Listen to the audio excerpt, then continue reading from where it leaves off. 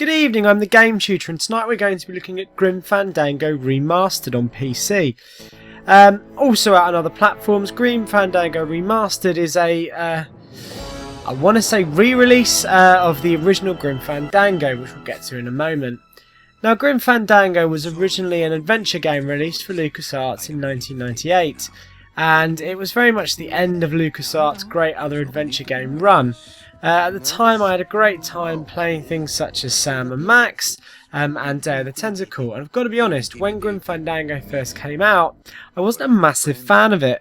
The rather unintuitive tank controls, very similar to what's found in the Resident Evil games, along with the kind of slight change of pace and sort of 3D look of Grim Fandango, didn't massively give it to me in the same way that those other games of that time did. However, I have since played Grim Fandango a few years later, and I've got to say it does stand up and is really quite a very, very good adventure game. Now, the remastered version is that you are actually viewing here was created by Double Fine Games, most notably for releasing Broken Age, Brutal Legend, among other things, and is available for PlayStation platforms and personal computer platforms. Now, one of the weird things about this is that unlike a lot of kind of re-releases of these days, not really much has changed, considering this is essentially a 17-year-old game. When you boot up the game, the first thing you'll notice is that the initial cutscene is the same cutscene that you viewed 17 years ago, and it's actually still viewed in its original sort of 4:3 aspect ratio, which is a little bit jarring, I've got to say, when you're so used to expecting things to be played out in 16:9. Now, you know, while that's not the absolute end of the world, it does mean that you have kind of got to get yourself used to the fact that this game does not look as good as you perhaps would like it to. But you know, if the game plays well and the game's good, then it doesn't necessarily really matter too much. So we're going to sort of play the first 5 minutes and see what has changed, have a look, and then sort of discuss the option menus and go from there. Now, one of the things I did most like about Grim Fandango was the sort of excellent level of humour, but also when it comes to the actual sort of setting, it's really quite a beautiful sort of stylised setting. And you know, that's kind of helped quite a lot by the general outlook of the game. Now here we are. So first thing you'll notice, and this is a massive difference, is the tank controls are gone. Well, hey, we now have point and click style controls that we are very much used to, and if I'm brutally honest, this is a very, very massively welcome change, as the original tank style controls are horrible if you play them. Before I actually did this first play, I went back and played the first sort of half an hour of Grim Fandango just to remind myself of what it was like, and it is not pleasant at all. So this is really is a welcome change. Another thing you'll notice is obviously the character models and the character textures are much higher. The pre-rendered backgrounds, however, are exactly the same pre-rendered backgrounds that we saw back in 1998. So you're not going to expect anything too pressing or incredible there. So moving around is as you would expect. You can move, you can point, you can click, and you can click on things. It's got a kind of radial menu, which is something that those of you who have played some of the more recent adventure games will be very, very used to, and therefore it does fit in quite well. It feels quite natural. I think, to be honest, when you are playing this, one of the things that strikes me is this is playing it. Hang on. Brilliant. So it's telling you that it doesn't save your progress. Why not just save my progress? Why tell me about a shortcoming? Anyway, as I was saying, I think one of the key things is this update makes you play the game how you remember the game.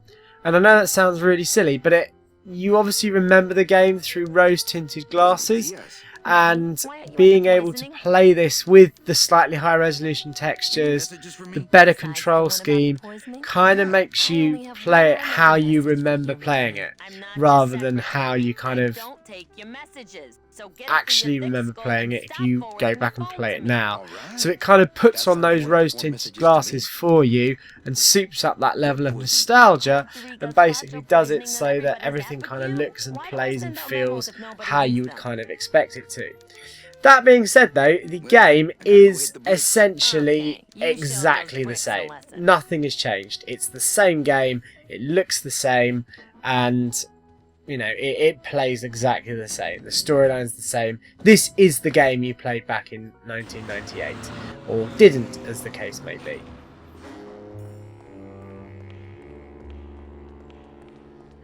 Okay, now we're outside, and as you can see, the kind of low-res background textures really kind of hit home now that we're outside. So it's, you know, it's quite striking. The only other issue is it does kind of make the characters stand out, which is something that isn't, you know, amazingly lovely, let's say, but you know, that's the way it is, and if you're going to play this, you kind of are just going to have to accept that that's the way it is, because otherwise you're going to be very, very, very disappointed.